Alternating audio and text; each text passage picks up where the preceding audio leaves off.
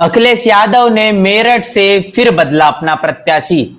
आखिर करना क्या चाहते हैं? जी हाँ दोस्तों, आपने बिल्कुल सही सुना। मैं हूं पराग महेंद्र, आप देख रहे हैं नेशनल चौपाल। अखिलेश यादव के जरिए तमाम जो प्रत्याशियों की जो सूची जारी की जा रही है, एक बात कही जाती है कि राजनीति में कोई भी बयान आखिरी नहीं होता। और ये बात अखिलेश यादव के लिए साबित होती है कि अखिलेश यादव के द्वारा जारी किया गया जो प्रत्याशी वो कोई आखिरी नहीं होता, क्योंकि लगातार अखिलेश यादव जिस तरीके से अपने प्रत्याशियों की सूची को फेरबदल करते हुए नजर आ रहे हैं, प्रत्याशियों में बड़ा खींचतान है। लोकसभा सीटों की जो मतदाता है वो बड़े कंफ्यूजन में है कि हमारा प्रत्याशी है कौन, और यही सवाल समाजवादी पार्टी के तमाम नेताओं में, उनके वोटरों में है। और हम चर्चा बातचीत करने वाले हैं मेरठ लोकसभा सीट को लेकर कि आखिर समाजवादी पार्टी के पाले से लगातार जो प्रत्याशियों के नाम बदलते हुए नजर आ रहे हैं, इसके पीछे की वास्तविकता सच्चाई क्या है। और आज की चर्चा में इस बातचीत को करने के लिए हमारे साथ जुड़ चुके हैं हमारे नेशनल चौपाल चैनल के फाउंडर संदीप आनंद जी, जिनसे जानने समझने की कोशिश करेंगे अखिलेश यादव के मन मस्तिष्क में आखिर चल क्या रहा है, और 24 के इलेक्शन को लेकर और खासतौर पर मेरठ सीट को लेकर इतना ज्यादा असमंजस क्यों। जी संदीप जी, ज्यादा समय को न जाया करते हुए सीधे मुद्दे की बात पर आते हैं। मेरठ लोकसभा सीटों पर क्या क्या चल रहा है, क्या चाहते हैं अखिलेश यादव जी? देखिए पराग जी, सबसे पहले तो अखिलेश यादव ने मेरठ सीट पर जो दिल्ली में वकील है भानु प्रताप सिंह, इनको पहले टिकट फाइनल किया था। और टिकट फाइनल करने के बाद जब भानु प्रताप सिंह मेरठ जाते हैं तो उनका स्वागत नहीं किया जाता। कार्यकर्ताओं के भारी आक्रोश का वो मुकाबला करते हैं। तो ये भारी आक्रोश जब उनके सामने आता है, ये बात अखिलेश यादव के पास जाती है और अखिलेश यादव जो है वहां से भानु प्रताप सिंह का टिकट जो है काटने की तैयारी में रहते हैं। हालांकि ईवीएम के खिलाफ जो आंदोलन करने वाले भानु प्रताप सिंह जो है उनकी अच्छी छवि है, लेकिन जो जनरल सीट है उसमें शेड्यूल कास्ट जो प्रत्याशी है उसको लड़ाना जो है वो अखिलेश यादव की क्या रणनीति है। क्या वो बसपा की जो वोट है, जो दलित वोट है, उसको उसमें सेंधमारी करना चाहते हैं, उसमें उसको तोड़ना चाहते हैं, या फिर भाजपा को सीधा सीधा फायदा पहुंचाना चाहते हैं? ये विचारणीय बात है, इसमें विश्लेषण होना चाहिए।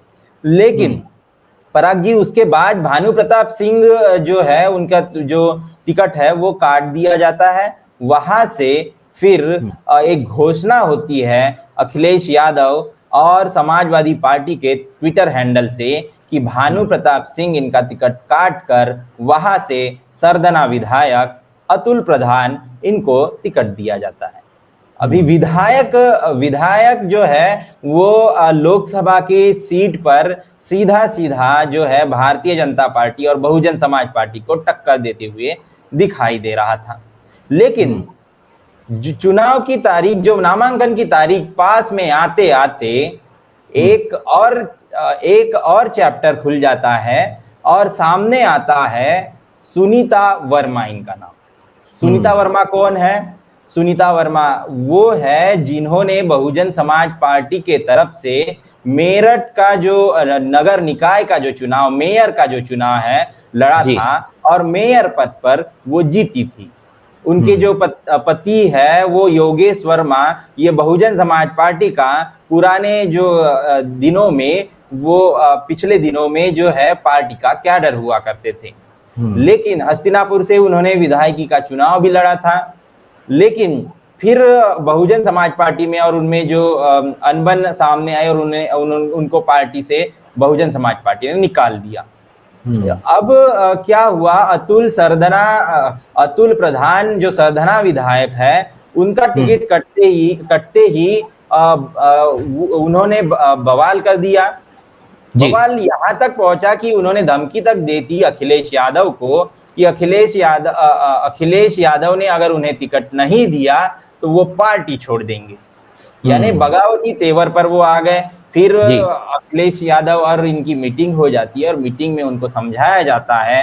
क्या समझाया जाता है ये तो अंदरूनी मामला है, लेकिन फिर बाहर आकर वो पत्रकारों से बातचीत करते हैं और पत्रकारों से बातचीत करते हुए कहते हैं कि हम पार्टी के साथ रहेंगे और पार्टी का प्रचार करेंगे।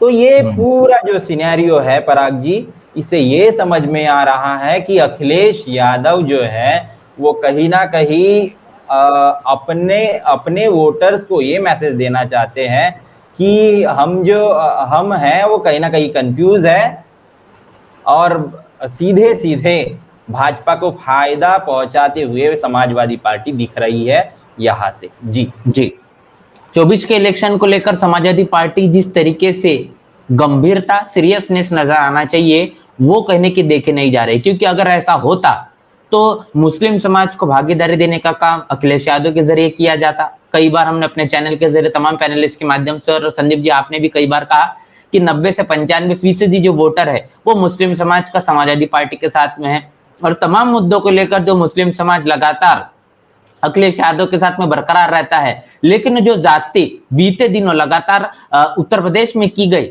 और उसके बाद में उन तमाम चीजों को लेकर अखिलेश यादव का बयान न आना, अखिलेश यादव को तमाम मुद्दों को लेकर नजरअंदाज करना, शब्दों का जानबूझकर मुसलमानों के विरोध में शब्दों का उपयोग करना, ये तमाम चीजें आखिर किस कड़ी को जोड़ती है?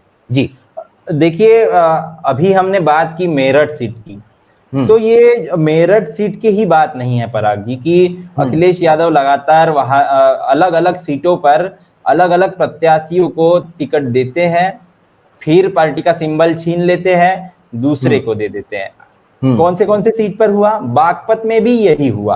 पहले मनोज चौधरी की जगह अमरपाल शर्मा को दे दिया गया। नोएडा जो गौतम बुद्ध नगर है वहां से महेंद्र नागरा को पहले टिकट दे दिया, फिर राहुल अवाना को टिकट दे दिया गया और फिर महेंद्र नागर को ही टिकट वहां से दे दिया गया। फिर मेरठ की बात, मेरठ में भानु प्रताप सिंह को टिकट दिया था। उसके बाद विधायक अतुल प्रधान को टिकट दे दिया गया। फिर अतुल प्रधान का जो टिकट है वो काट दिया गया और अतुल प्रधान के टिकट काटने के बाद आज सुनीता वर्मा को दे दिया गया। फिर मुरादाबाद की अगर हम बात करें तो वही यहाँ भी वही चैप्टर है। आपने देखा होगा एसटी हसन का नाम आपने सुना, एसटी हसन का नाम काटकर रुचि वीरा को दे दिया गया। हालांकि चिट्ठी वाला जो मैटर है सबने देखा, सोशल मीडिया पर वायरल था कि चिट्ठी अखिलेश यादव ने भेजी थी। सोशल मीडिया के जमाने में आप चिट्ठी भेज रहे हैं, अरे सीधा सीधा व्हाट्सएप कर देते। लेकिन ये जो है वो रणनीति है कि वो जो है एसटी हसन को टिकट नहीं देना चाहते थे, लेकिन मुस्लिम समाज नाराज हो जाएगा इसलिए वो अभी जो है वो चिट्ठी वायरल कर रहे हैं, वो एक अलग बात है। फिर जो है बदायूं की अगर हम बात करें तो शिवपाल सिंह को वहां से टिकट देने की बात हो, नाम भी जाहिर हो गया, लेकिन वो जो सीट है वो धर्मेंद्र यादव की है। लेकिन अब शिवपाल सिंह यादव कह रहे हैं कि मेरे बेटे को वहां से लड़ाओ। तो ये बहुत ही जो है क्या कह सकते हैं इसको, ये राजनीति है या और कुछ है, ये तो वक्त बताएगा। लोग सब देख रहे हैं। उसके बाद जो है बिजनौर में जिस तरीके से जो उम्मीदवार है उनको बदला गया, बिजनौर में भी यही परिस्थिति थी। उसके बाद जब हम कन्नौज की बात करते हैं तो कन्नौज में भी अभी तक अखिलेश यादव जो है वो वहां से लड़ने की बात लगातार सोशल मीडिया में और मीडिया रिपोर्ट्स के अनुसार बताई जा रही है। लेकिन वहां से जो तेज प्रताप यादव है वो भी लड़ेंगे, जो कि अखिलेश यादव इनके भतीजे हैं और लालू प्रसाद यादव इनके दामाद है। तो ये बात अभी तक कंफर्म नहीं हुई है। तो ये सभी जो हम टिकटों का जब बंटवारा देखते हैं पराग जी, तो अगर ये सभी सीटों पर लगातार प्रत्याशी बदले जाएंगे तो समाजवादी पार्टी के जो कार्यकर्ता है इसको एक्सेप्ट कर लेंगे, लेकिन समाजवादी पार्टी का जो वोटर है वो एक्सेप्ट नहीं कर पाएगा। उनमें कंफ्यूजन पैदा हो जाएगा और इस कंफ्यूजन से वोटों का डिवाइडेशन होगा और ये डिवाइडेशन कहीं ना कहीं भाजपा को फायदा कराते हुए दिखाई दे रहा है। जी, एक बात देखी जा रही है कि बहुजन समाज पार्टी भी अपने प्रत्याशियों की लिस्ट जारी कर रही है, लेकिन उन तमाम प्रत्याशियों के नामों में फेरबदल नहीं देखा जा रहा। क्या इसके पीछे का कारण ये है कि बहुजन समाज पार्टी जो सोशल इंजीनियरिंग कहे, जातीय समीकरण के आधार पर कहे, भागीदारी के आधार पर कहे, जो टिकटॉक आवंटन कर रही है, क्या इसका एक खौफ या फिर डर है समाजवादी पार्टी को, या इसीलिए लगातार इस सीटों का में जो खींचतान और तब्दीली देखी जा रही है? तो देखिए कल की जो बहुजन समाज पार्टी के जो प्रत्याशियों की लिस्ट है उसमें अगर आप गौर करेंगे तो उसमें सिर्फ मुसलमान समाज को ही बहुजन समाज पार्टी ने भागीदारी नहीं दी। उसमें बहुजन समाज पार्टी ने मुसलमानों को भी भागीदारी दी।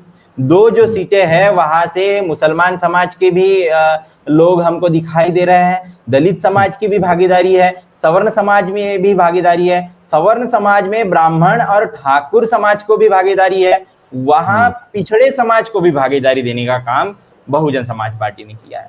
तो बहुजन समाज पार्टी एक तरफ जब हम कंपैरिजन करते हैं, तुलनात्मक हम जब देखते हैं परागी, तो एक तरफ समाजवादी पार्टी के प्रत्याशियों की लिस्ट है जो लगातार बदले जा रहे हैं और दूसरी तरफ बहुजन समाज पार्टी की लिस्ट है जिसमें एक सोची समझी रणनीति के तहत बहुजन समाज पार्टी काम करते हुए दिखाई दे रही है कि वो सबको भागीदारी देने का काम कर रही है। लेकिन एक तरफ समाजवादी पार्टी जो है कभी अतुल प्रधान को, कभी भानु प्रताप सिंह को, तो कभी सुनीता वर्मा को, कभी ओबीसी, कभी शेड्यूल कास्ट, तो कभी मुस्लिम समाज।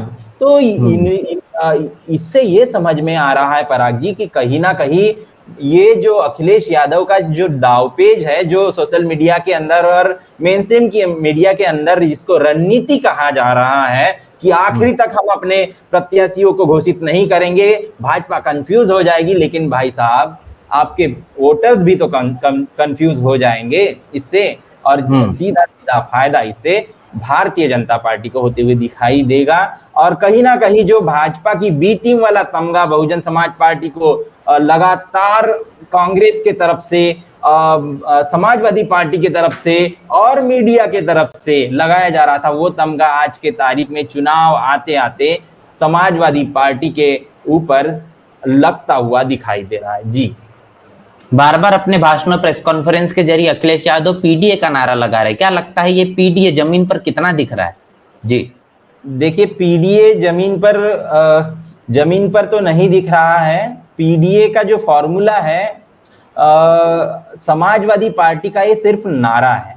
मैं हमेशा से ही ये बात करता हूं, लेकिन बहुजन समाज पार्टी की ये विचारधारा है। बहुजन समाज पार्टी ये बताती नहीं कि हम पीडीए का नारा देंगे, ये हम दलित पिछड़े आदिवासियों को, मुसलमानों को भागीदारी देंगे, लेकिन वो जब काम करते हैं, जब इम्प्लीमेंट करते हैं, तो उनके काम में ये नजर आता है। लेकिन अखिलेश यादव जी का ये काम में नजर नहीं आता। वो बोलते उस पर बहुत है, लेकिन जब इम्प्लीमेंट करने की बात आती है तो मुसलमानों को वहां से हटा देते हैं, वो दलितों को वहां से हटा देते हैं। दलितों को अगर बहुजन समाज पार्टी का वोट काटना है तो इस्तेमाल जरूर करते हैं, जैसा कि भानु प्रताप सिंह, जैसा कि सुनीता वर्मा, इस्तेमाल जरूर करते हैं। लेकिन पीडीए का सिर्फ नारा मात्र रह गया है। और भारतीय जनता पार्टी के खिलाफ जो है आज के तारीख में पूरे यूपी के अंदर अगर हम देखते हैं तो बहुजन समाज पार्टी की ही सीधी सीधी टक्कर दिखाई दे रही है। समाजवादी पार्टी जो है वो अपने सीटों के बंटवारे में ही लगी हुई है। तो चर्चा के आखिरी पड़ाव में हम लोग पहुंच चुके हैं। जिस तरीके से तमाम राजनीतिक पार्टियों की बात करेंगे, बीजेपी के पहले से समाजवादी पार्टी लगातार अपने प्रत्याशियों के नामों को बदलते हुए नजर आ रही है। बहुजन समाज पार्टी ने भी बड़े दमदार प्रत्याशियों को इस चुनावी मैदान में उतारा है। तो इस मेरठ लोकसभा सीट को लेकर क्या कुछ परिणाम होंगे, किस तरीके से जातीय समीकरण बैठेगा? बीजेपी जो राजनीति कर रहे वो आइडेंटिटी पॉलिटिक्स के आधार पर ही देखी जा रही है, तो क्या कुछ परिणाम निकल कर आएंगे इस सीट से? जी सनी जी।